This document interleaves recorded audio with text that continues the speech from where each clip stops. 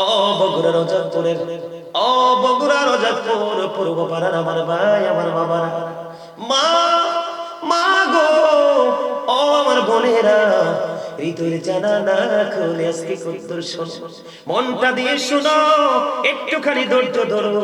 জীবনে প্রতিটা মুহূর্ত তুমি দুনিয়ার জন্য কাটিয়ে দিয়েছ, আজকের কিছু সময় তুমি কি করো এই পৃথিবীর জন্য, পৃথিবীর সব কিছুকে কুরবানি করে একটু সময় তুমি কুরবানি দাও, কারণ কিয়ামতের দিন তোমার জীবনের সময়ের হিসাব আল্লাহর দরবারে দিতে হবে। বন্ধু, এই জবান আল্লাহ দিয়েছে, ভাত খাবেন, যা মন চায় তা খাবেন, গ্রহণযোগ্য কথাগুলো বলবেন, কিন্তু অগ্রহণযোগ্য কথা বলার জন্য নয়, অপ্রাসঙ্গিক কথা বলার জন্য নয়, যেটা অ্যাকসেপ্টেবল নয় সেটা বলার জন্য নয়, ভালো ভালো সুস্বাদু খাবার খাওয়ার জন্য নয়। এই জবান আল্লাহ রাব্বুল আলামিন আপনাকে আমাকে দিয়েছে। আমি যে বারবার বলে বন্ধু জুড়ে বলো, জুড়ে বলো, এখানে দুইটা দিক, একদিকে তোমার মুখের জড়তা চলে যায়, আর একদিকে মনের ময়লা দূর হয়ে যায়, আরেকদিকে তোমার আমার চিরশত্রু, আওয়াজটা যত বড় হবে শয়তান তত দূরে চলে যাবে।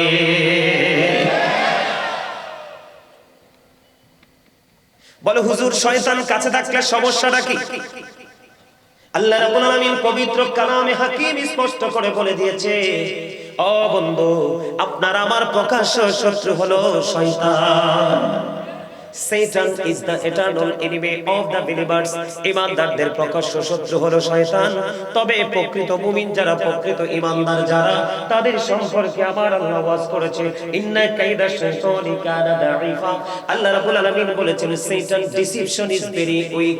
আল্লাহ রাব্বুল আলামিন বলেছেন 100% মুমিন যারা, তাদের জন্য শয়তানের কৌশল একেবারে দুর্বল। হাজার চেষ্টা করে আটকাতে পারে না। তার প্রমাণ হলো, এক্সাম্পল হলেন আপনারা। অনেক মানুষ আমি দেখেছি দোকানে, রাস্তায়, মার্কেটে দাঁড়িয়ে আছে, কিন্তু তারা জান্নাতের বাগানে আসতে পারলো না। আপনারা সব কিছুকে উপেক্ষা করেছেন, সবচেয়ে বড় দুশমন হলো শয়তান। শয়তানকে উপেক্ষা করে আপনারা জান্নাতের বাগানে প্রবেশ করেছেন। এটাই হলো বন্ধু জান্নাতি আর জাহান্নামের মধ্যে পার্থক্য। আমি আপনাদেরকে যেটা বলতে চেয়েছি, আওয়াজটা জোরে বলতে হবে। বন্ধু, আল্লাহ রাব্বুল আলামিন আপনাকে আমাকে জবান দিয়েছে আল্লাহর জিকির করার জন্য। যারা জিকির করে তারা জিন্দা, যারা জিকির করে না তারা মুর্দা।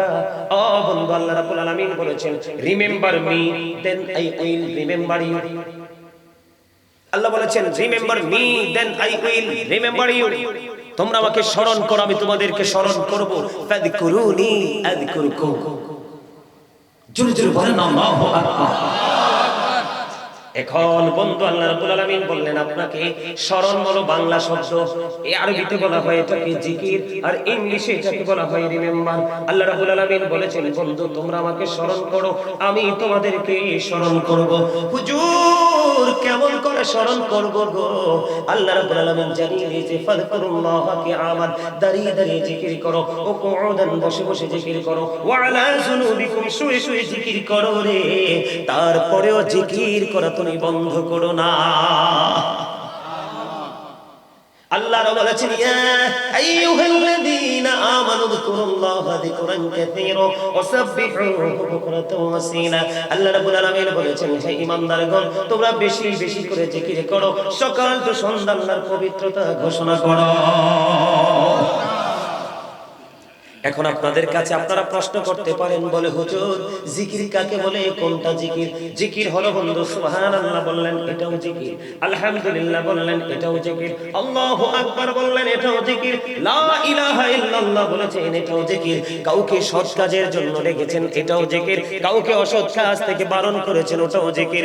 বন্ধু ও বগুড়া রোজাপুরের আমার বাইরে আমার বাবা গো, হৃদয় খুলে তোমরা শোনো, আল্লাহ রাব্বুল আলামিন জানিয়ে দিয়েছে তুমি নামাজ পড়ো, এটাও তোমার জিকির। নামাজ হলো জিকিরের জলসা, যে আমলটা একই জায়গায় দাঁড়িয়ে এবং বসে সম্পূর্ণ করা হয় এটাকে বলা হয় জিকিরের জলসা। আর তুমি হজে গেছো, এটাও বন্ধু জিকির, ওটা হলো মাওলার জিকিরের জুলুস। বিভিন্ন জায়গা পরিদর্শন করে যে আমল করা হয় ওটাকে বলা হয় জিকিরের জুলুস। এবার জিকিরটা করবেন কেমনে? আপনারা আমার প্রাণের নবী একবার স্পষ্ট করে বলে দিয়েছেন, হাদিস শরীফ দ্বারা বন্ধু প্রমাণিত হয়ে গেল। আপনারা আমার প্রাণের নবী তিনি জানিয়ে দিয়েছে, তোমরা যখন জিকির করো এমন ভাবে জিকির করো গো, তোমরা যখন জিকির করো এমন ভাবে জিকির করো মানুষ দেখলে যেন তোমাদেরকে পাগল বলে। আর আপনি যে জিকির করেন দেহেও তো জানে না, কলবেও জানে না কোন চিন্তা নিয়ে জিকির করেন। আপনারা যে এতগুলো মানুষ, অসংখ্য মানুষ একত্রিত হয়েছে, আপনারা জিকির ধরলে আকাশ বাতাস মুখরিত হয়ে যাবে। কথা বলেন না কেন? এটা কিন্তু আমার আলোচনার বিষয় নয়, তারপর আলোচনাটা আপনাদের সামনে করছি বন্ধু, আপনাদেরকে অ্যাক্টিভ করার জন্য, এক্সপেরিয়েন্স ম্যান হিসেবে প্রিপেয়ার করার জন্য। আল্লাহর হাবিব আরো জানিয়ে দিয়েছে, জিকির জবান দিয়েও করা যায়, অন্তর দিয়েও করা যায়, দুই ভাবে জিকির করা যায়। তবে জবান এবং কলব এই দুটো মিলে যে জিকির করা হয় রে, এটা হলো সবচেয়ে বড় জিকির, উত্তম জিকির। আরো মজার খবর হলো বন্ধু, আপনারা একটু আগে দেখেছেন কিনা আমার দাদা ভাই একটা টিস্যু নিয়েছে, দেখছেন কিনা? কথা কয় না? আমিও নিলাম, আমার দিকে তাকান। এক্সাম্পল, আপনারা তৃণমূল পর্যায়ের মানুষ থেকে বন্ধু অনারেবল পারসন পর্যন্ত এখানে এসেছেন। সবাই যদি আমার কথা বুঝবে না, এই জন্য মাঝে মাঝে একটু এক্সপ্লেইন করব। এই যে দেখেন এই টিস্যু মানুষ হাতে নেয় কি নেয় না, আমি কথা বলতে লাগলাম, আমার একটু থুতু আসলো অথবা শরীরটা একটু ঘামলো, এটা আমি ময়লা মনে করেছি, আমার কাছে একটু আনইজি লাগতেছে, টিস্যুটা নিয়ে আমি এটাকে ক্লিন করে ফেলে দিলাম। দিলাম কি দিলাম না? এটা হলো এক্সাম্পল। প্রত্যেকটা জিনিস, প্রত্যেকটা যন্ত্রকে ক্লিয়ার করার জন্য একটা উপকরণ আছে। এই মুহূর্তে আমার জন্য শ্রেষ্ঠ হলো এই টিস্যুটা। বলে হুজুর এখানে আসলেন কেন গো? এখানে আসার কারণ হলো আল্লাহর হাবিব রাহমাতাল লিল আলামিন তিনি বলে দিয়েছে, বান্দা তোমাদের মনের ঘরে যখন ময়লা জমা হয়, তোমরা বেশি বেশি করে জিকির করো। যত বেশি জিকির করবা গো, তত বেশি তোমার ভিতরের ময়লাগুলো পরিষ্কার হয়ে যাবে। জিকির ইজ দ্য হার্ট মেডিসিন। জিকির হলো হার্টের ঔষধ। জিকির হলো কি? হার্টের ওষুধ। যেই মানুষটা বেশি বেশি জিকির করবে, এই মানুষের হার্টে কখনো প্রবলেম হবে না। বন্ধুরে আমার, আজকে আপনারা হেঁটে হেঁটে এসেছেন তো সবাই, আল্লাহর হাবিব জানিয়ে দিয়েছেন, কেউ যখন জিকির করতে করতে আল্লাহর দিকে 1 বিঘা পরিমাণে গিয়ে যায়, আল্লাহর হাবিব বলে দিয়েছেন আল্লাহ রাব্বুল আলামিন আল্লাহর বান্দার দিকে 1 গজ পরিমাণে গিয়ে আসে। তার মানে আপনি যত দ্রুত আল্লাহকে পেতে চান, আল্লাহর কাছে যেতে চান, আল্লাহ রাব্বুল আলামিন তার চাইতে দ্রুত আপনার কাছে আসে। কোন বান্দা যখন আল্লাহর দিকে 1 হাত পরিমাণে এগিয়ে যায়, আল্লাহর হাবিব জানিয়ে দিয়েছেন আল্লাহ রাব্বুল আলামিন তার দিকে 2 হাত পরিমাণে এগিয়ে আসে। কেউ যখন একা একা মাওলার জিকির করে রে, আল্লাহ রাব্বুল আলামিন ওই বান্দার জিকির একা একা করে। আজকে আমরা এই জান্নাতের বাগানে বসেছি বন্ধু, আমরা এই জান্নাতের বাগানে বসেছি, এটা একটা লোকাল প্লেস, কিন্তু হাদিস শরীফের ভাষা অনুযায়ী আল্লাহর হাবিব তিনি জানিয়ে দিয়েছেন, আল্লাহ রাব্বুল আলামিন বলেছে, আমার বান্দাগুলো যখন পৃথিবীর কোন জলসায় বসে জিকির করে রে, আমি আল্লাহ তার চাইতে উত্তম জলসায় আমার বান্দার জিকির করি। আপনি বগুড়া রজাকপুর পূর্বপাড়ায় এই মাঠে বন্ধু বসে বসে মাওলার স্মরণ করছেন, আর মাওলা আপনার চাইতে উত্তম জলসায় বসে আপনাকে নিয়ে স্মরণ করছে। জোরে জোরে বলুন না সুবহানাল্লাহ। বন্ধু কেউ যদি হেঁটে হেঁটে আসে রে, আল্লাহ রাব্বুল আলামিন বলে দিয়েছে, আল্লাহ রাব্বুল আলামিনের দিকে কেউ যদি জিকির করার জন্য হেঁটে হেঁটে এগিয়ে যায়, আল্লাহ রাব্বুল আলামিন ওই বান্দার দিকে দৌড়ে আসে। তার মানে আপনি যত দ্রুত গতিতে আল্লাহকে কাছে পেতে চান, আল্লাহ তার চাইতে দ্রুত আপনার আপন হয়ে যায়। তাহলে জিকিরটা দরকার আছে না নাই? জিকির করলে লাভ না লস? বন্ধু জিকিরের মধ্যে নামাজ একটা গুরুত্বপূর্ণ জিকির। এখন মানুষ নামাজ পর্যন্ত কমার্শিয়াল করে ফেলেছে। জুমার দিনে দেখবেন 2 রাকাত সালাম ফেরানোর পরে আর মুসল্লি নাই। সুন্নাত কোথায় গেল? নফল কোথায় গেল? শুধু পরশ দিয়ে তুমি কোনোদিন আল্লাহর দিদার পাবা না। আল্লাহর হাবিব জানিয়ে দিয়েছে, ইচ্ছে করে কেউ যদি কোনো সুন্নাতকে ছেড়ে দাও, আল্লাহর হাবিব তোমাকে হাবিবের উম্মত বলে স্বীকার করবে না। আর তুমি নবীর উম্মতের স্বীকৃতি না পাইলে বন্ধু, তোমার জন্য হাসরটা সহজ হবে না। আমি একটা ছোট্ট করে একটা হাদিস শরীফ আপনাদেরকে শোনাই বন্ধু। এখন তো মোটামুটি শীত যখন চলতে চলতে চলতে চলতে একটা পর্যায়ে আসবে, তাল গাছ সুপারি গাছ কমন হলো, তাল গাছ সুপারি গাছ নারকেল গাছ ছাড়াও ম্যাক্সিমাম গাছের পাতা বন্ধু ঝরে পড়ে যায়। যায় কি যায় না? যায় কি যায় না? হাদিস শরীফের মধ্যে এসেছে বন্ধু, আল্লাহর হাবিব শীতের দিন একদিন বের হলেন।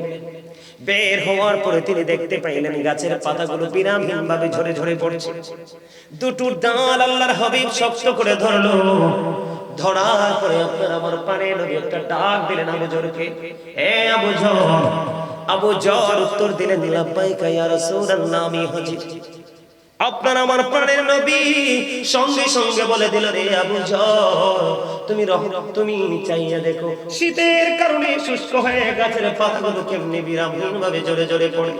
আল্লাহর কোন বান্দা নামাজ নামক জিকিরের মাধ্যমে যখন আল্লাহর কুদরতি কদমে সিজদাটা লাগায়া দেয়, আল্লাহ রাব্বুল আলামিন ওই শীতের দিনের গাছের পাতার মতো, ওই শীতের দিনের গাছের পাতার মতো ওই বান্দার আমলনামা থেকে জীবনের সবগুলো গুনাহ ঝরে পড়ে যায়। তাহলে জিকির করলে লাভ না লস? এই জিকিরের মধ্যে শ্রেষ্ঠ একটা জিকিরের দিন হলো বন্ধু জুমার দিন। কথা বলেন না কেন? শ্রেষ্ঠ একটা দিন হলো জুমার দিন। আমি যদি আপনাদেরকে বন্ধু ছোট্ট করে বলি, হাদিস শরীফের মধ্যে এসেছে, খেয়াল করবেন, জিকিরের মর্যাদা আমি বোঝাচ্ছি। আল্লাহর হাবিব সরকারে মদিনা তিনি বলে দিয়েছেন, আসসালাতুল খামস ওয়াল জুমআতু ইলাল জুমআ ওয়া রমাদানু ইলা রমাদান মুকাফফিরাতুল লিমা বাইনাহুন্না ইযা তুনিবাতিল কাবাইর। আল্লাহর হাবিব জানিয়ে দিয়েছেন, যে ব্যক্তি 5 ওয়াক্ত নামাজ পড়বে, আমাদের মধ্যে যারা 5 ওয়াক্ত নামাজ পড়ে নামাজের ফাঁকে ফাঁকে গ্যাপ আছে, আল্লাহর হাবিব বলে দিয়েছেন, 5 ওয়াক্ত নামাজ যদি তুমি সঠিকভাবে পড়ো রে, তাহলে কি হবে? 5 ওয়াক্ত নামাজের মধ্যে যে গ্যাপ সময়টা আছে, এই গ্যাপ সময়ের গুনাহ কাফারা হয়ে যাবে তোমার এই 5 ওয়াক্তের নামাজের কারণে। এরপরে বলা হয়েছিল, জুমআতু ইলাল জুমআ, এক জুমা থেকে আরেক জুমা, দীর্ঘ একটি সপ্তাহের একটা গ্যাপ। আল্লাহর হাবিব রাহমাতাল লিল আলামিন তিনি জানিয়ে দিয়েছে, রে বগুড়ার মানুষ, ও আমার বন্ধুরা, আমার ভাই, আমার বাবারা, হৃদয়ের জানালা খুলে তোমরা শোনো। আমার নবী বলে দিয়েছে, একটি জুমা থেকে আরেকটি জুমার মধ্যে 7 দিনের একটা গ্যাপ, একটা ডিসটেন্স আছে। আল্লাহর হাবিব জানিয়ে দিয়েছে, তুমি যদি জুমার দিনে যদি এই জুমা যদি সঠিকভাবে আদায় করতে পারো, এই জুমার পরে আরেকটা জুমার জন্য তুমি পৃথিবীর সব কাজ করতেছো, মনে মনে তোমার মধ্যে রেখেছো আগামী জুমা আসলে প্রাণ করে আমি নামাজ পড়বো, সব দিনের চাইতে উত্তম রূপে গোসল করব, সবচেয়ে সুন্দর পাঞ্জাবিটা আমি গায়ে লাগাবো, কিন্তু লাল না, কারণ পুরুষের জন্য টকটকে লাল জামা পরা মাকরুহ তাহরিমি, হারামের অন্তর্ভুক্ত লাল না। সুন্দর করে আতর লাগাইয়া, সুন্দর একটা পাঞ্জাবি পরিয়া, সুন্দর করে আমি ঈদের দিনের মতো বন্ধু মেহমান হয়ে জান্নাতের বাগানে যাব। সুন্দর করে নামাজটা পড়বেন, কমার্শিয়াল নামাজ পড়লে হবে না। আপনি শুধু সবার পরে যাবেন, 2 রাকাত সালাম ফিরিয়ে সবার পরে আপনি বের হয়ে আসবেন। ওই ব্যক্তির নসিবে বন্ধু নিয়ামতটা জুটবে না, জুটবে ওই ব্যক্তির নসিবে।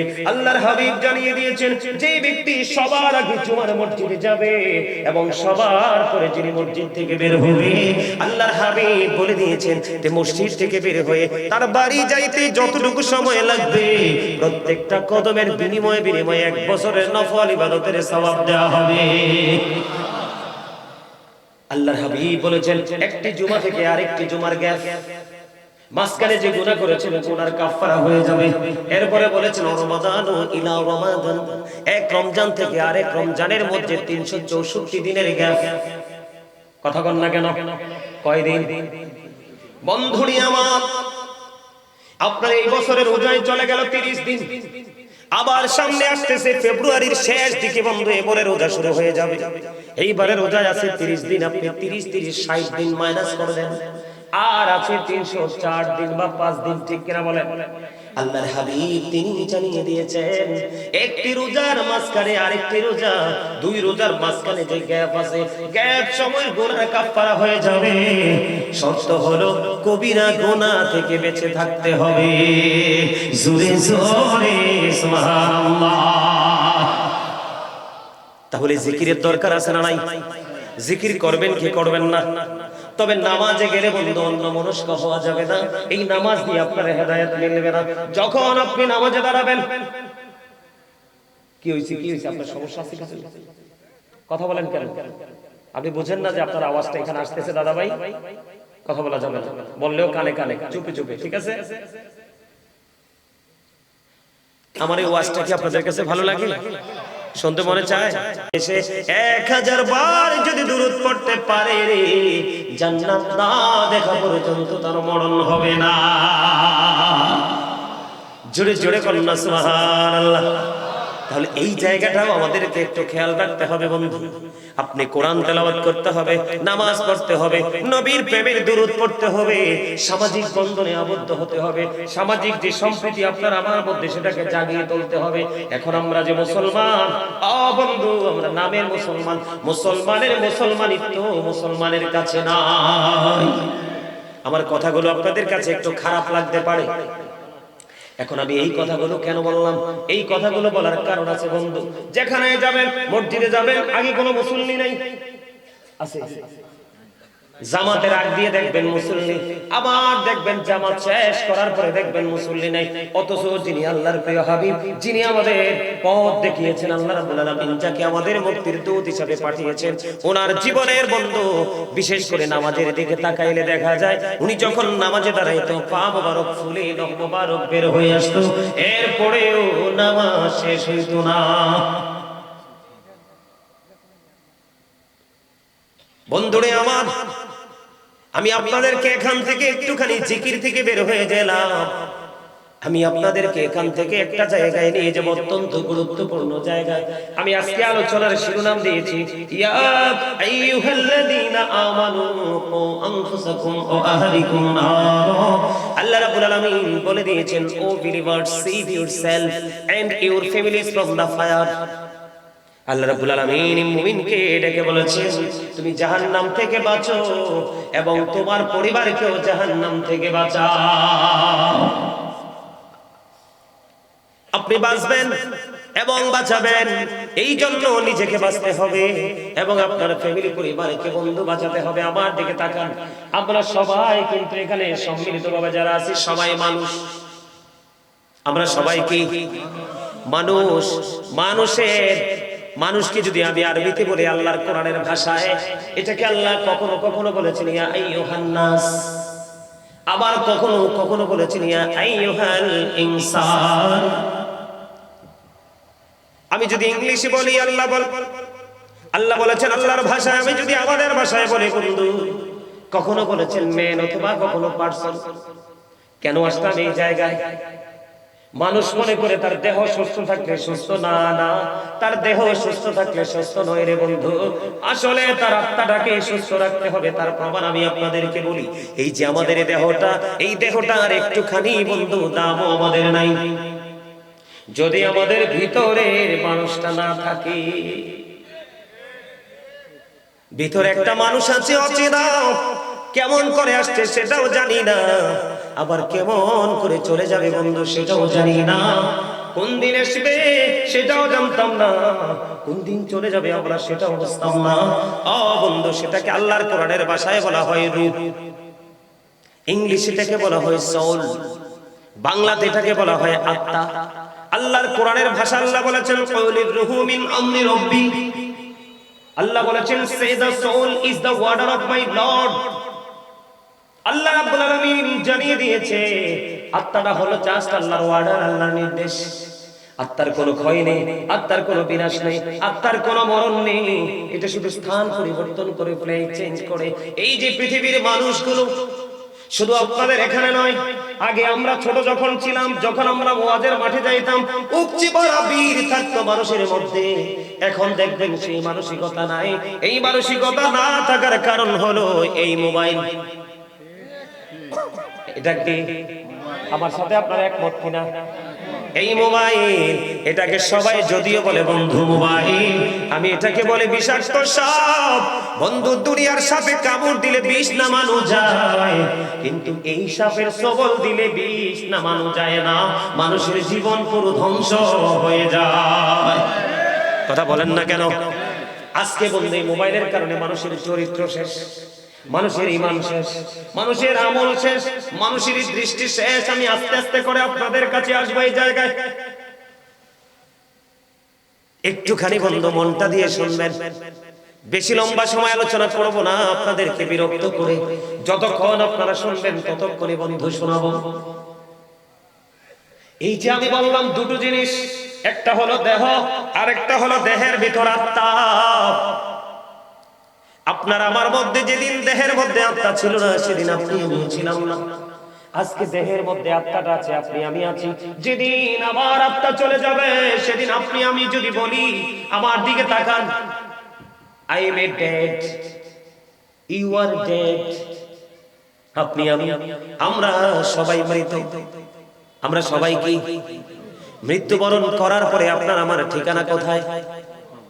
এখন কবরটা কি জানেননি? বন্ধু, যদি এই দুনিয়ার মানুষ কবর কি জিনিস জানতো, হাসর কেমন জানতো রে, ওই ফিউচার কেমন যদি জানতো, এই পৃথিবীর মানুষ লটারির মাধ্যমে হলেও আগে আসতো। হাসতো খুবই অল্প, কাঁদতো বন্ধু অনেক বেশি। এই পৃথিবীর মানুষ নির্বোধ হয়ে গেছে।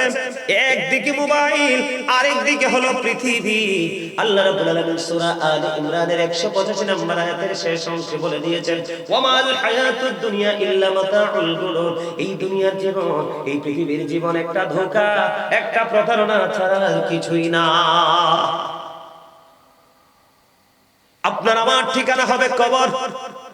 আপনি কোরআন শরীফ আমার চোখের সামনে বন্ধু, এই যে আল্লাহর প্রিয় কোরআন, লৌহে মাহফুজের কোরআন, এই কোরআন শরীফের 30 পারা সূরা ইনফিতরের মধ্যে আল্লাহ রাব্বুল আলামিন জানিয়ে দিয়েছেন, ওয়া ইদাল কুবুর বুসিরাত আলিমাত নাফসুম মা কদ্দামাত ওয়া আখরাত। জোরে জোরে বলেন আল্লাহু আকবার, আর জোরে বলেন আল্লাহু আকবার।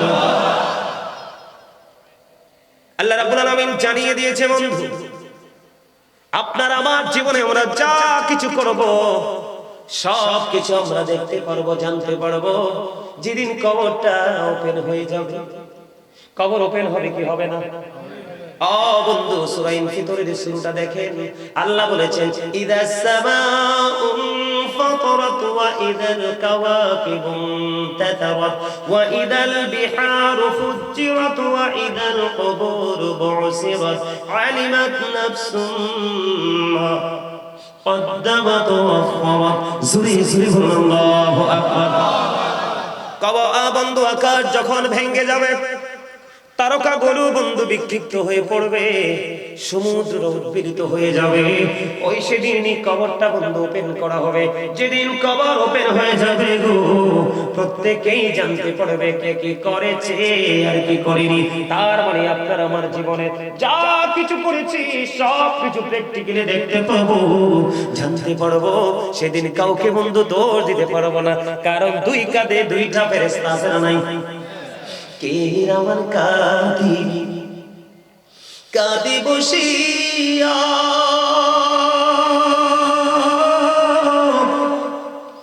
সকল কর্ম লিখিতেছি হুকুমনিয়া, আল্লাহর হুকুমনিয়া।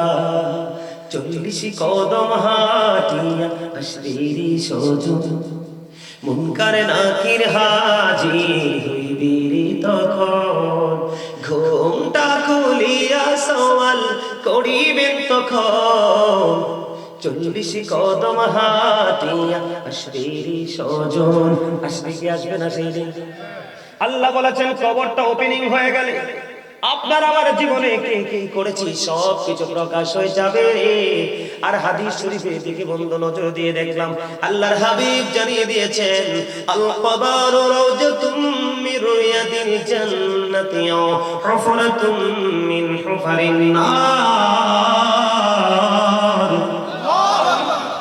আল্লাহর হাবিব তিনি জানিয়ে দিয়েছেন বন্ধু, কবরটা জান্নাতের একটা বাগান হবে রে, জাহান্নামের একটা গর্ত হবে। আপনার আমার জীবনে কবরকে কোন রূপে দেখতে চাই? কথা বলেন না, কোন রূপে? জান্নাতের বাগান দেখতে চাই। তাহলে আপনি যিনি জান্নাত বানাইছে, যিনি আমাদের জন্য অবর্ণনীয় সুখের জায়গা জান্নাত বরাদ্দ করে রেখেছে, ওই জায়গাটাতে যেতে হলে ওই মালিকের অর্ডার মতো চলতে হবে কি হবে না? কথা বলেন না কেন? এখন যদি চলতে হয়, আল্লাহ রাব্বুল আলামিন পবিত্র কালামে হাকিম, আবার আমি ওই সূরায় ফিরে যাই। সূরার ভিতরের মধ্যে 30 বার আল্লাহ বলেছেন, ফি আই সূরাতিন মা শাআ রাক্কাবা। আল্লাহ রাব্বুল আলামিন বলে দিয়েছে, আল্লাহ আমাদেরকে আল্লাহর মন মতো করে বানাইছে। আল্লাহ ক্রিয়েটেড দ্য মাইন্ড। আল্লাহর মন মতো করে আমাদেরকে বন্ধু সৃষ্টি করেছে, বানিয়েছে। একবার বুকে হাত দিয়ে বলেন, আল্লাহ রাব্বুল আলামিন আমাদেরকে আল্লাহর মন মতো করে বানাইছে। আমরা কি আল্লাহর মন মতো করে চলেছি কিনা? মন মতো পথে চলি নাই। কেমনে চলি নাই আমি সেটা আপনাদের সামনে আরেকটু করে বন্ধু ব্যাখ্যা করব। আগে আমি আপনাদেরকে কবরের জীবনটা একটুখানি বন্ধু ঘুরে আসবো, ছোট্ট করে বন্ধু একটু আমি রাউন্ড দিয়ে আসবো আপনাদেরকে নিয়ে। যাবেন নি আমার সঙ্গে? যেদিন এই দেহ থেকে আত্মাটা পার হয়ে যাবে, বের হয়ে যাওয়ার পরে আপনার ঠিকানা হবে বন্ধু কবর। এটা আপনার বাড়ির আঙিনায় হতে পারে, অথবা একটু দূরে হতে পারে, অথবা পুকুর পাড়ে হতে পারে, না হয় পাহাড়ের চূড়ায় হতে পারে, অথবা গ্রামের কোনো গণকবরস্থানে হতে পারে আপনার কবর। বন্ধু এখান থেকে আমেরিকার খবর পাওয়া যায়, আমেরিকা থেকে বাংলাদেশের খবর পাওয়া যায়, কিন্তু 3.5 হাত মাটির ঘরের খবর পাওয়া যায় না। ও পৃথিবীর মানুষ, কেমন করে বললে তোমরা বুঝবা গো? বন্ধু এতটা ভয়ঙ্কর হবে। পরকালের কথা চিন্তা করে মা আয়েশা কান্দে। আমার নবীজি প্রশ্ন করলেন, আয়েশা রে তুমি কান্দো কেন? ইয়া রাসূলুল্লাহ, ইয়া হাবিবাল্লাহ, নবী গো, কান্নার কারণ হলো গো, ওই হাসরের ময়দানে নারী পুরুষ কি উলঙ্গ অবস্থায় থাকবে? নবীজি বললেন, হ্যাঁ তারা উলঙ্গ অবস্থায় থাকবে। ইয়া রাসূলুল্লাহ, কেউ কি কারো দিকে নজর দিবে না? আমার নবী বললেন, না না আয়েশা রে, কেউ কারো দিকে নজর দিতে পারবে না। কেন রে? এটা অত্যন্ত ভয়ঙ্কর হবে সেই দিনটা। কম্পনটা অত্যন্ত ভয়ঙ্কর হবে। ইন্না জালজালাতাস সাআতি শাইউন আযীম। জোরে জোরে বলুন আল্লাহু আকবার। কিয়ামতের দিনের কম্পন অত্যন্ত ভয়ঙ্কর, আল্লাহ রাব্বুল আলামিন বলেছেন। যখন আপনি কবরে যাবেন, ওপারে আপনার জীবন শুরু হয়ে যাবে বন্ধু। আল্লাহ রাব্বুল আলামিন বলেছে, বান্দা সাবধান হয়ে এসো, ইন্না বাতশা রাব্বিকা লাশাদীদ। আল্লাহ বলেছেন, the seizing of Allah is difficult. আল্লাহর ধরা, আল্লাহর পাকড়া বড় কঠিন, আল্লাহর ধরা বড় শক্ত ধরা। হুজুর, আল্লাহ কি শুধু ধরে ক্ষান্ত হয়ে যাবে? না না, আল্লাহ রাব্বুল আলামিন বলেছেন, ইন্নাল্লাহা সারিউল হিসাব। আল্লাহ is quick to take account. আল্লাহ হিসাব গ্রহণে অত্যন্ত তৎপর। আমার কথাগুলো আপনারা খেয়াল করেননি? আমার কথাগুলো কি আপনাদের কাছে খারাপ লাগে নাকি ভালো লাগে? ও বন্ধু, আল্লাহ বলেছে আল্লাহর বান্দাকে শক্ত করে ধরবে, ধরাটা খুবই কঠিন হবে, হিসাবটাও নিবে চুকিয়ে চুকিয়ে। ও বন্ধু, সেদিন যদি তুমি বিপদে পড়ে যাও, এই যুগের মানুষ আমি দেখতে পাই রে, ম্যাক্সিমাম মানুষ বন্ধু বিপদে পড়ে আছে। ম্যাক্সিমাম মানুষ, যদিও তারা এটা বুঝতে পারে না, পৃথিবীর কিছু সময় তারা মনে করতেছে খুবই সুখে আছে, তারা খুবই দুঃখের মধ্যে আছে রে। তার কারণ হলো আমার দিকে থাকা। অত্যন্ত ভয়ঙ্কর হবে বন্ধু বিপদগ্রস্ত মানুষের জন্য। আল্লাহ বলেছে, এই পৃথিবীর বুকে তুমি বিপদে পড়লে সাহায্যকারী পাও, অসুস্থ হলে ডাক্তার খুঁজে পাও, কিন্তু পারে তোমারটা হবে বড় ভয়ঙ্কর। আল্লাহ বলেছেন, লা ইয়ামুতু, people will not die that day. সেদিন মানুষ বন্ধু মরতে পারবে না। আল্লাহ বলেছেন, ফিহা ওয়ালা ইয়াহইয়া, people will not be able to live that day. সেদিন মানুষ বাঁচতেও পারবে না। আল্লাহ বলেছেন, ওমা human হাবিয়ুগাইবিন, people will not be able to escape that day. সেদিন মানুষ সেখান থেকে পালাইতেও পারবে না। মানুষ সেদিন বাঁচতেও পারবে না, মরতেও পারবে না, পালাইতেও পারবে না। বন্ধু, পাপীদের জন্য খাবার বরাদ্দ আছে। কি আছে? দুজখীদের জন্য, পাপীদের জন্য খাবার বরাদ্দ আছে। এই খাবারটার নাম হলো বন্ধু তিনাতুল খাবার। ইয়া রাসূলুল্লাহ, ইয়া হাবিবাল্লাহ, নবী গো, এই তিনাতুল খাবারটা কি গো? আমার নবীজি জানিয়ে দিয়েছেন, এই তিনাতুল খাবারটা হলো আরেকটা জাহান্নামের নিংড়ানো রক্তপুঞ্জ। নাউজুবিল্লাহ বলেন না, আরে আরো জোরে বলেন না, নাউজুবিল্লাহ। রক্তপুঞ্জ কি মানুষ খেতে পারে? এটা কোনোদিন সম্ভব? খেতে হবে বন্ধু। পানির তৃষ্ণা লাগবে, পানির জন্য পাগল পারা হয়ে যাবে। হাদিস শরীফের মধ্যে এসেছে পানি বরাদ্দ দেওয়া হবে। এতটাই গরম, এতটাই উত্তপ্ত, মাথা দিয়ে ডালতে দেরি, পেটের মধ্যে ঢুকতে দেরি করবে না। আর পেটের মধ্যে ঢোকার পরে সবকিছু বন্ধু নরম করে লিকুইড করে বের করে দিবে। বন্ধু, ওই যে বলেছি বাঁচতেও পারবো না, মরতেও পারবো না, পালাইতেও পারবো না। এত কষ্ট, এত দুঃখ, এত যন্ত্রণা কে হবে সেদিন? আপনার আমার সঙ্গী, আপনার আমার সঙ্গী বন্ধু সেদিন কেউ হবে না। আমরা না মেনেছি বন্ধু আল্লাহর হুকুম, না ধারণ করেছি, না লালন করেছি আল্লাহর হাবিবের আদর্শ। আমরা নবীকে দেখতে পাইনি। আলেম ওলামারা যুগে যুগে আলেমরা আপনাকে আমাকে ইনস্ট্রাকশন দিয়েছে বন্ধু, আমরা তাদেরকেও মানতে পারিনি। বরং এখন আলেমরা সত্য কথা বললে মসজিদের মিম্বার থেকে নামাই দেয়। আছে না নাই? এই ইদানিং বন্ধু অনেক খতিব সাহেবের চাকরি চলে গেছে হক কথা বলার কারণে। এটা হলো বন্ধু দুনিয়ার মানুষের জন্য বড় অভিশাপ।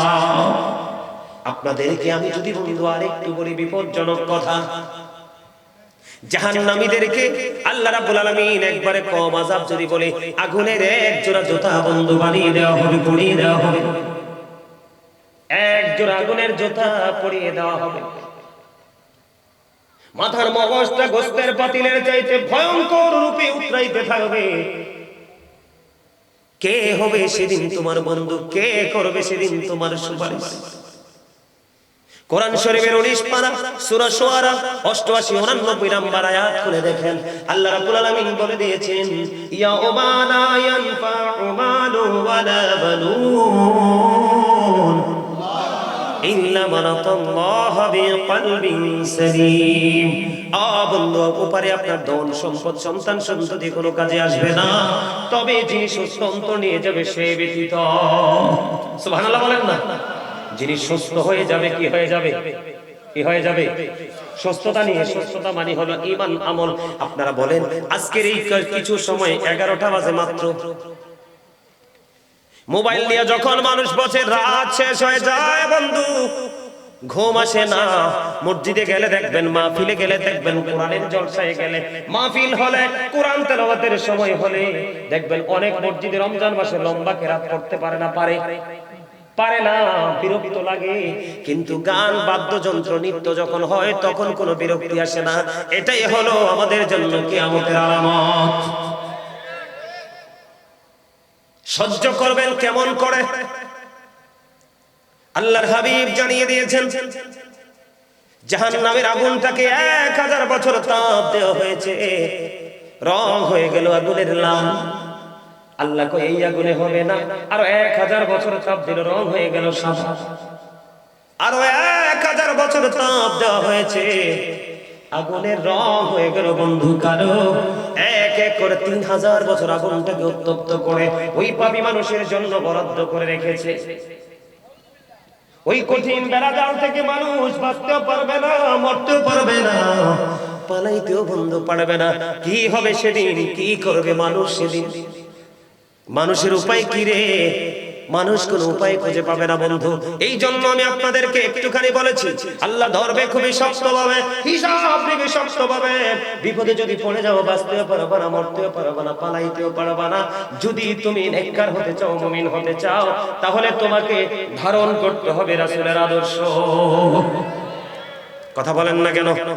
রাসূলের আদর্শ ধারণ করতে হবে কি হবে না? রাসূলের কথা মানলে লাভ না লস? নবীজির কথা সত্য না মিথ্যা? 100% না 50%? 100% সত্য যদি মনে করেন তাহলে আমি আপনাদেরকে বলবো, আজকের শুধু নয়, যখন যে জায়গায় মাহফিল হবে উলামায়ে কেরামদের জবান থেকে পবিত্র কথা শুনবেন, একটু একটু করে জীবনের মধ্যে পরিবর্তন আনবেন। আপনি রাত এবং দিন যেই কোনো সময় আপনি আমল করেন, যেই কোনো সময় পৃথিবীর কাজ নিয়ে আপনি ব্যস্ত থাকেন, কিন্তু বন্ধু এই দুনিয়ার বুকে আপনি একটুখানি করে করে আমল করতে হবে, না হয় আপনার কবর থেকে পুরো জীবনটা বিপন্ন হয়ে যাবে। আমি কেন বলি আপনাদেরকে নবীজির জীবন, নবীর রাজস্বকে লালন করতে হবে বন্ধু। আপনি আমি কোরআন বুঝেছি নবীজির মাধ্যমে, হাদিস বুঝেছি নবীজির মাধ্যমে, জীবনকে কিভাবে গঠন করতে হবে সেটা আমরা শিখেছি আপনার আমার প্রাণের নবীজির মাধ্যমে। ঠিক কিনা বলেন? আরো জোরে। ডক্টর আহমদ পেয়ারা বাগদাদি পীর সাহেব কেবলা, যিনি বসরা ইউনিভার্সিটির লেকচারার ছিলেন, উনি বলে দিয়েছেন বন্ধু, of all the great religious personalities of all prophet Muhammad রাসূলুল্লাহ সাল্লাল্লাহু আলাইহি সাল্লাম ওয়াজ দ্য মোস্ট সাকসেসফুল। জোরে জোরে বলেন সুবহানাল্লাহ। ডক্টর আহমদ পেয়ারা বাগদাদি তিনি বলে দিয়েছেন, পৃথিবীর বুকে যত নবী রাসূল এসেছে, সকল নবী রাসূলের মধ্যে আপনার আমার প্রাণের নবী ইমামতি থেকে রাজনীতি, রাজনীতি থেকে ইমামতি পর্যন্ত প্রত্যেকটা জায়গায় বন্ধু তিনি সফল ছিলেন। আমেরিকার গবেষক মাইকেল এইচ হার্ট তিনি 100 জন প্রভাবশালীর তালিকা করলেন। তিনি বলেছেন, the 100 A ranking of the most influential person in the history. 100 জন প্রভাবশালীর তালিকা করেছেন। এখানে ইনফ্লুয়েন্সার দ্বারা আপনার আমার প্রাণের নবীকে শ্রেষ্ঠ সত্যবাদী হিসাবে, সবচেয়ে পাওয়ারফুল হিসাবে তিনি আখ্যায়িত করেছেন। জোরে জোরে বলুন সুবহানাল্লাহ। আজকে যদি আমি আপনাদেরকে বলি, একটু আগে বলেছে, আপনারা শুনেছেন কিনা জানি না, আপনি দেখবেন হিন্দুরা যখন ওদের কোন ধর্মীয় অনুষ্ঠান সাজায়, একটা হিন্দুও করে থাকে না। ওমা কথা কয় না। আপনারা কি অন্য কোন দেশের মানুষ তো বাংলাদেশে? হিন্দুরা আপনাদের এলাকায় হিন্দুরা পূজা করেনি, দেখবেন ছোট বড় মাঝারি। খ্রিস্টানরা যখন তাদের খ্রিস্ট ধর্ম পালন করে, যথাযথভাবে করে। একমাত্র মুসলমান একটা জাতি, তারা তাদের ধর্মীয় সংস্কৃতি থেকে চলে গেছে। আমার কথা বুঝেন না আপনারা? আমার আগে কে জানি একটা বক্তব্য, ওই যে আমার দাদা ভাই আমার আগে বক্তব্য দিয়েছে, তিনি বলে দিয়েছে একটা মুসলমান কান্ট্রিতে বন্ধু সুপ্রিম কোর্টের একজন আইনজীবীকে হিন্দুরা জবাই করে ফেলে, এটা কি কখনোই বন্ধু মেনে নেওয়া যায়? আরে কথা বলেন, মেনে নেওয়া যায়? কোন মুসলমান মানতে পারে? সুপ্রিম কোর্টের একজন আইনজীবীকে আজকে হিন্দু জবাই করে ফেলেছে বন্ধু। আজকে যদি একটা হিন্দুকে বন্ধু, ওই যে চিন্ময় চন্দ্র দাস, ওকে পুলিশ গ্রেফতার করেছে, কালকে ওরা হুমকি দিয়েছে 3 কোটি হিন্দু নাকি মাঠে নেমে যাবে। এত পাওয়ার, এত ক্ষমতা দাদা আসে কোত্থেকে? আজকে আসার কারণ হলো এই চিন্ময় কুমার দাস কয়দিন আগে ঢাকায় একটা বক্তব্য দিয়েছে। আপনারা শোনেন কিনা জানেন কিনা জানি না। আমরা মুসলমানরা কিভাবে বন্ধু পিছিয়ে যাচ্ছে একটু খেয়াল করেন। ওই চিন্ময় কুমার দাস তিনি কয়দিন আগে ঢাকা সোহরাওয়ার্দী উদ্যানে একটা বক্তব্য দিয়েছে। সে বলেছে আজকে থেকে আমার হিন্দু মা বোনেরা একটা যুদ্ধ করবে, সেই যুদ্ধটা হলো সন্তান জন্মের যুদ্ধ। আর আপনার আবার প্রাণের নবী বলেছে, যেই বংশের মহিলারা বেশি বেশি করে সন্তান জন্ম দেয়, বেশি সন্তান প্রসব করে, তোমরা ওই বংশের মেয়েদেরকে বউ বানাইয়া ঘরে আনো। আর এখনকার ছেলে মেয়েরা এমন অবস্থা হয়েছে, নবীর আদর্শ থেকে দূরে চলে যাওয়ার কারণে, ইসলাম থেকে দূরে চলে যাওয়ার কারণে একটার দুইটার বেশি বাচ্চা নেয় না। কথা কন না কেন? ঠিক না বেঠি? কাকে লালন করে কাকে ধারণ করেছেন আপনি? আপনি ধারণ করেছেন, আমার দিকে তাকান, বাংলার ইমানদার মা বোনেরা তারা নামাজ পড়ে পাতলা জামা পরে। আমার নবীজি বলেছেন যে মহিলা জামা পরার পরেও তার অঙ্গ দেখা যায়, সেই নাহি নারীটা উলঙ্গ। নারী জোরে জোরে করুন না, নাউজুবিল্লাহ। আপনার লজ্জাস্থান শরীর ঢাকার জন্য পোশাক দিয়েছে, আপনি পোশাক পরার পরে শরীর দেখা যায়। এই যে কৌশল এটা ঢুকাইছে বেঈমানেরা। কথা বোঝেন? আমার ওয়াজ বুঝে নেবেন বন্ধু। আমার কাছে মনে হয় আমাদের কুমিল্লার মানুষ আপনাদের পছন্দ না। পছন্দ তো কথা বলেন না কেন? এগুলো বাস্তব কথা কিনা? আপনারা হয়তো ওইভাবে চিন্তা করেন না। আজকে আমি এখন আপনাদেরকে দেখাবো, আপনাদের এই বগুড়া বন্ধু রাজাপুর পূর্ব পাড়ার অসংখ্য যুবকের পরনে জিন্স প্যান্ট আছে না নাই? ওই যে কন্যায় আমার ইয়াং ম্যানরা বসেছে, জিন্স প্যান্ট সবজি পড়ছে। এখন যদি বলি স্ট্যান্ড আপ, দাঁড়াও দাঁড়াও, প্যান্টটা একটু দেখাও, আমি দেখবো তার ম্যাক্সিমাম যুবকের প্যান্টটা জিন্স প্যান্টটা নাবিন নিচে। বেঈমানদের অপকৌশল আমি আপনাদেরকে বোঝাচ্ছি, খেয়াল করবেন গভীরভাবে বন্ধু। আপনারা সারা জীবন শুনেছেন শুধু নারীরা পর্দা করবে, না না, নারী শুধু পর্দা করবে না, পুরুষের জন্য পর্দা ফরজ। এর যুবকের দল, আমার দিকে তাকাও, তোমরা আমার দিকে তাকাও, হাসছো না বন্ধু। এটা অত্যন্ত গুরুত্বপূর্ণ একটা মেসেজ, তোমরা জেনে রাখো। কোরআন থেকে আমি বলছি, হাদিস না।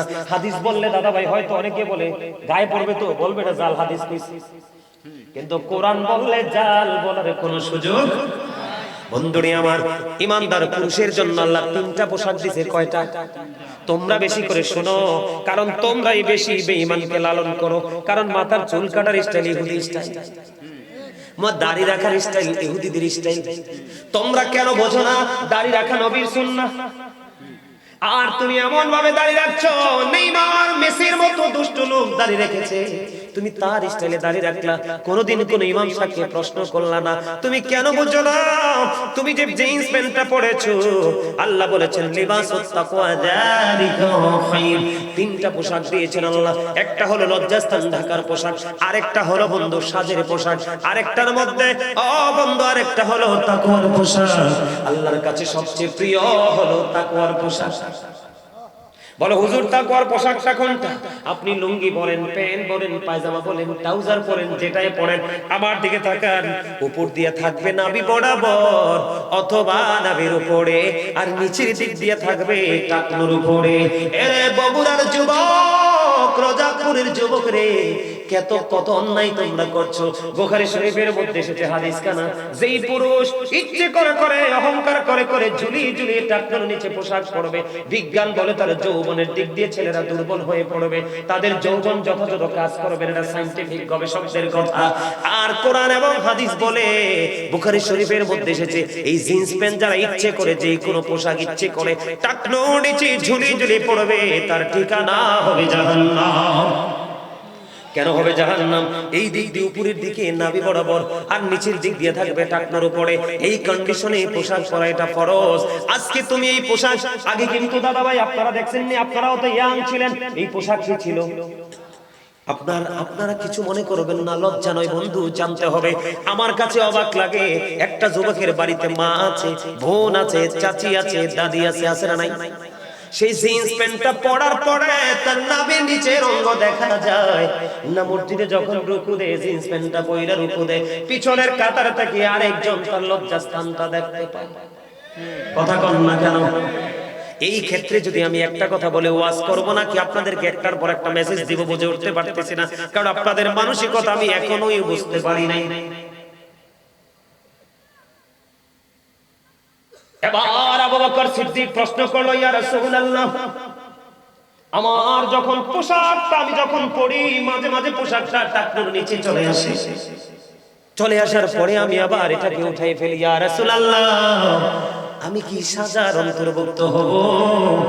এবার আমার নবী বললেন, না না, যিনি এটা অন্যায় হচ্ছে বুঝতে পারার পরে আর অন্যায় করে না, তার জন্য কোনো সাজা বরাদ্দ হয় না।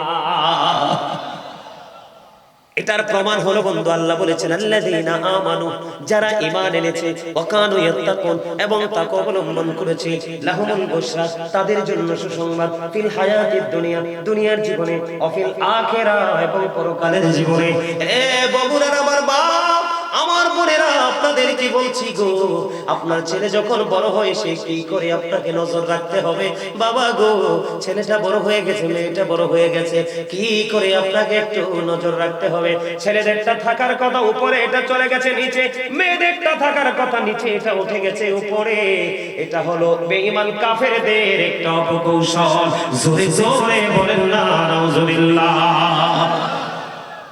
আজকে থেকেই প্যান্ট এইভাবে পরবেন নি, লুঙ্গি পরবেন নি, এটা টোটালি নিষেধ, শরীয়ত সম্মত নয় বন্ধু। এবার আসেন, আমরা ব্রাশ করি এখন, টুথব্রাশ কেন বলেন? আপনি কি জানেন এই ব্রাশের খবর? আল্লাহর হাবিব আমাদেরকে বলেছে মেসওয়াক করতে, আমরা করি ব্রাশ। হুজুর এই ব্রাশটা আবিষ্কার হলো কোত্থেকে? বাংলার আনাচে কানাচে আগের যুগের মানুষ, এখন অনেক আলেম দেখা যায়, অনেক মানুষ দেখা যায় যাই থাক বানা থাক মেসওয়াকটা করে থাকে, আছে না নাই? কিন্তু বন্ধুরে আমার, মেসওয়াক ইউজ করা নবীর সুন্নাত। নবীজি বলে দিয়েছে, নবীজি বলেছে আমার উম্মতের জন্য কষ্ট হবে, যদি কষ্ট না হইতো রে আমি বলতাম প্রত্যেক নামাজের আগে যেন সে মেসওয়াক করে, কারণ সুস্থ থাকার জন্য মেসওয়াকেরও গুরুত্বপূর্ণ ভূমিকা আছে। কিন্তু আপনার আমার জীবনে দেখা যায় বন্ধু, আমরা ব্রাশ নিয়ে পড়ে আছি। এটা বেঈমান কাফেরদের একটা অপকৌশল। এই ব্রাশ আবিষ্কার করেছে সর্বপ্রথম বেঈমান কাফেররা বন্ধু। এবার আসেন আমার দিকে। আগে আমাদের এই যে আজকে আমার কাছে খুব ভাল লাগছে একটা শব্দ শুনে বন্ধু, বড় ভাল লাগছে যে রোজাপুর পূর্বপাড়া ফোরকানিয়া মাদ্রাসা ময়দান। এখন দেখবেন ফোরকানিয়া মাদ্রাসা শব্দটা সহজে মিলে না, পাওয়া যায় না। এখন ফোরকানিয়া মাদ্রাসার জায়গা দখল করে নিয়েছে বন্ধু কিন্ডারগার্টেন।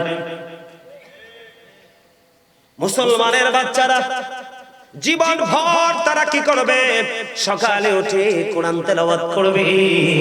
এখন ইংলিশ ম্যান বানানোর জন্য আপনার বাচ্চাকে আপনি ফোরকানিয়া মাদ্রাসার দরজা চিরতলে তালা দিয়ে কিন্ডারগার্টেনে ঢুকিয়ে দিলেন, কোরআনকে সকালবেলা থেকে দূরে সরিয়ে দিলেন। এটাও বেঈমানদের একটা অপকৌশল। বন্ধু, চক্রান্ত করতে করতে করতে করতে করতে করতে একদিন দেখবেন ওই বেঈমানেরা এত কঠিন চক্রান্ত বন্ধু করবে, যেই চক্রান্তের শিকার আপনি আমিও হতে পারি। আপনি মনে করিলেন না যে আজকে চট্টগ্রাম সুপ্রিম কোর্টের একজন আইনজীবীকে হত্যা করেছে, তারা অন্যজনকে যে হত্যা করবে না বন্ধু, এটা আপনি কোনদিন মনে করবেন না। আমি উক্তি থেকে বন্ধু কথা বলি না, যুক্তি দিয়ে কথা বলি না, আমি কোরআন হাদিসের উক্তি থেকে কথা বলি। আল্লাহ রাব্বুল আলামিন পবিত্র কালামে হাকিমে তিনি বন্ধু জানিয়ে দিয়েছেন, ইন্নাল কাফিরিনা কানু লাকুম আদুব্বুম মুবিনা। আল্লাহ রাব্বুল আলামিন বলেছেন, the heretics are the eternal enemy of the believers. ঈমানদারদের প্রকাশ্য শত্রু হলো বেঈমানেরা। আর আজকে আমরা সেই বেঈমানের আদর্শকে লালন করছি। কথা বলেন না কেন? সমাজের মধ্যে গান বাদ্যযন্ত্র আছে না নাই? আরো জোরে বলেন আছে না নাই? বিয়ের মতো একটা পবিত্র কাজ, এই পবিত্র কাজের মধ্যে পর্যন্ত গান বাদ্যযন্ত্র হয়, হয় কি হয় না? আমি আপনাদেরকে বলে দেই বন্ধু, আমি আপনাদেরকে বলে দিই, আল্লাহর হাবিব বলে দিয়েছেন কিয়ামতের আগে পৃথিবীর বুকে গান বাদ্যযন্ত্র বেড়ে যাবে। এটা হলো কিয়ামতের আলামত। রাসূল বললেন কিয়ামতের পূর্বক্ষণে এক শ্রেণীর মানুষ দেখা যাবে, তাদের চেহারাটা বিকৃত হয়ে যাবে, মাটির মধ্যে তাদেরকে গ্রথিতকরণ করা হবে। ইয়া রাসূলুল্লাহ, তারা কি তাওহীদ মানবে না? তারা কি রিসালাত মানবে না? রাসূল বলেছেন ওয়া ইয়াসুমুন ওয়া ইয়াহুজ্জুন ওয়া ইউসাল্লুন, তারা নামাজ পড়বে, তারা হজ করবে, তারা রোজা রাখবে। ইয়া রাসূলুল্লাহ, তারপরেও কি তাদের এই সাজাটা বহাল থাকবে? আমার নবীজি বলেছেন তারপরেও তাদের এই সাজা বহাল থাকবে, কারণ তারা লা ইলাহা ইল্লাল্লাহ মানবে, মুহাম্মাদুর রাসূলুল্লাহ সাল্লাল্লাহু আলাইহি সাল্লাম কেও মানবে, তারা নামাজও পড়বে, তারা রোজাও রাখবে, তারা হজও করবে। ইয়া রাসূলুল্লাহ, তারপরেও কি সাজাটা বহাল থাকবে? নবীজি বললেন হ্যাঁ, সেই সাজাটা বহাল থাকবে। ও নবী, কেন গো? তারা বন্ধু মদের আসর বসাবে, গান বাদ্যযন্ত্র নিয়ে তারা মেতে থাকবে। আপনাদেরকে আমি আজকে বলি, আমাদের সমাজের মধ্যে জুয়া আছে না নাই? এটা বিধর্মীদের সংস্কৃতি। কথা কয় না ওমা? কথা কয় না? এটা কার কাজ? বিধর্মীদের কাজ, বেঈমান কাফেরদের কাজ। জুয়া খেলা আছে না নাই? এটা বেঈমানের কাজ। মদ খাওয়া আছে না নাই? বন্ধুরে আমার, আল্লাহর কোরআনের ভাষা আমার নিজের কথা না। আল্লাহ কোরআনে বলেছেন ইন্নামাল খামরু ওয়াল মাইসিরু ওয়াল আনসাবু ওয়াল আজলামু রিজসুম মিন আমালিশ শাইতান। আল্লাহ রাব্বুল আলামিন জানিয়ে দিয়েছেন মদ, জুয়া, মূর্তি, ভাগ্য গণনা এগুলো ঘৃণ্য বস্তু, শয়তানের কাজ। আমি আগে বলেছি শয়তান আপনার আমার চিরশত্রু। বলেছে কে? এখন আপনার আমার সমাজে গান বাদ্যযন্ত্র আছে কিনা আপনারা আমার দিকে খেয়াল করেন। আল্লাহর হাবিব বলেছেন নামাজও পড়বে, রোজাও রাখবে, হজও করবে, আল্লাহকে মানবে, রাসূলকে মানবে, তারপরেও তাদের এই সাজাটা বহাল থাকবে। আল্লাহ রাসূল আরো বলে দিয়েছেন মাটির মধ্যে পানি দিলে যেমনি ফসল জন্ম হয়, ঠিক তেমনি ভাবে গান থেকে মানুষের মনের করে নোংরামি সৃষ্টি হয়। নাউজুবিল্লাহ বলেন না। বন্ধুরে আমার, গানের আসরে যাওয়া পাপ, কান লাগায়া গান শোনা পাশে কি, আর গান শোনার পরে যদি বলে কই হি ভেরি ফ্যান্টাস্টিক, তখন যদি বন্ধু হয়ে যাবে এটা কুফরি। গানের আসরে যায় মনে রাখবেন, গান বাদ্যযন্ত্র মিউজিকের আসরে যায় পাপীরা, কান লাগাইয়া গান শুনে ফাসিকরা। গান শোনার পরে যদি বলে কয় ফ্যান্টাস্টিক, মজা হয়েছে, আল্লাহর হাবিব জানিয়ে দিয়েছেন গান শোনার পরে কেউ যদি কয় খুব সুন্দর মজা পাইছি, সে যেন কুফরি করে ফেললো।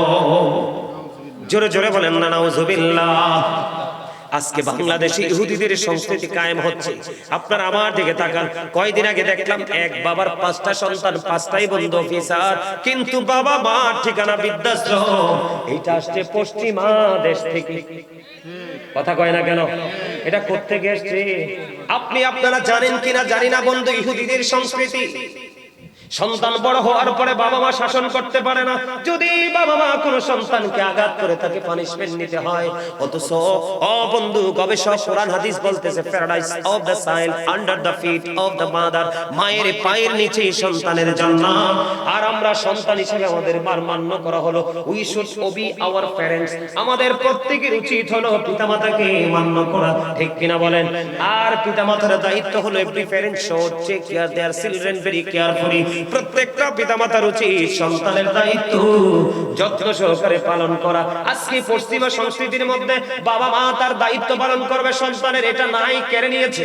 সন্তান বাবা মাকে আদর করে বুকে জড়িয়ে রাখবে, ও বন্ধু সেটাও তারা কেড়ে নিয়েছে, শুধুমাত্র পৃথিবীর একটু লালসা দিয়ে। জোরে জোরে কন্যা নাউজুবিল্লাহ। আমার কথাগুলো আপনারা বুঝতেছেন নি?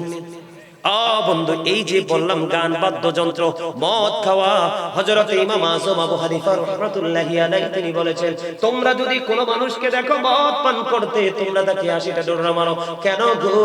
কারণ হলো মদ পান করার পরে তার মস্তিষ্কটা কি হয়ে যায়? বিকৃত হয়ে যায়, সেন্সলেস হয়ে যায়, বিবেক কাজ করে না, তখনই সে সামাজিক অনৈতিক কাজে লিপ্ত হয়। আজকে তাদের দেশের সংস্কৃতি। আমার একজন ভক্ত, বলছেন আমার কাছের মানুষ, কয়দিন আগে বন্ধু আমেরিকাতে গিয়েছিলেন তিনি অন্য দেশে, ওখান থেকে তিনি কৌশলে আমেরিকা ঢুকেছেন। ঢোকার পরে তিনি আমাকে বললেন ফোন দিয়ে, হুজুর কি এক জগতে আসলাম, মনে হয় বাংলাদেশ যেন ছিল শান্তির দেশ। সুবহানাল্লাহ বলেন না? ভাল লাগছে আপনাদের কাছে? হ্যাঁ বলে কেন গো? কয় বাংলাদেশ হুজুর চির শান্তির দেশ। কেন রে? কয় ওই দেশে কেউ কাউকে আঘাত করে না, কেউ কাউকে কোনো কাজের জন্য বাধ্য করে না। এই দেশে যত কাজই করেন হালাল কাজ অবশ্যই আছে, সবাই যে হারাম করে তা না, তবে ম্যাক্সিমাম মানুষই তার ভালো কাজের পাশাপাশি মদটাও বিক্রি করা লাগে। নাউজুবিল্লাহ বলেন না? এটা হলো বন্ধু বেঈমান কাফেরদের অপকৌশল। আজকে বন্ধু আমার দিকে তাকান, মদ খাওয়া থেকে, জুয়া খেলা থেকে, এরপরে দেখেন আমাদের দেশের ছেলেরা যে মাথার চুল কাটে, এটা পুরোটাই বন্ধু শরীয়ত বিরোধী, ইসলাম বিরোধী। নাউজুবিল্লাহ বলবেন না? আজকে তারা চতুর্দিক দিয়ে আমাদেরকে গ্রাস করে আসছে বন্ধু। করতে করতে করতে করতে আজকে শুনতে পাইলাম চট্টগ্রামে আমাদের একজন লয়ার, একজন ব্যারিস্টার, তাকে বন্ধু তারা হত্যা করে ফেলেছে। আপনি দেখেন মুসলিম কান্ট্রি থেকে কত বড় দূরদর্শিতা, তাদের কত বড় পাওয়ার। এই জন্য বলেছি বন্ধু, আপনি ইসলামে রঙে রঙিন হন, এই শক্তি হলো বড় শক্তি, কারণ ইসলাম হলো আল্লাহর মনোনীত ধর্ম। আল্লাহ বলেছেন ইন্নাদ-দীনা ইনদাল্লাহিল ইসলাম, Islam is not only a religion but also complete code of life, পরিপূর্ণ এবং পূর্ণাঙ্গ জীবন ব্যবস্থা ইসলামের মধ্যে। এটার মধ্যে যদি সঠিকভাবে আসতে পারে, তাহলে কেউ কখনোই আপনার আমার ক্ষতি করতে পারবে না। কথা বলেন না? ঠিক না বেঠিক? মানুষ কোন দিক দিয়ে সুস্থ আছে? আছে সুস্থ? কোন দিক দিয়ে সুস্থ নাই। আপনার আমার দেশে সুদ চলে কি চলে না? আপনাদের এই বগুড়াতে সুদ চলে কি চলে না? তো সুদ খাওয়ার পরে আপনি নিজেকে মুসলমান দাবি করতে পারেন না? আল্লাহর বান্দা দাবি করতে পারেন?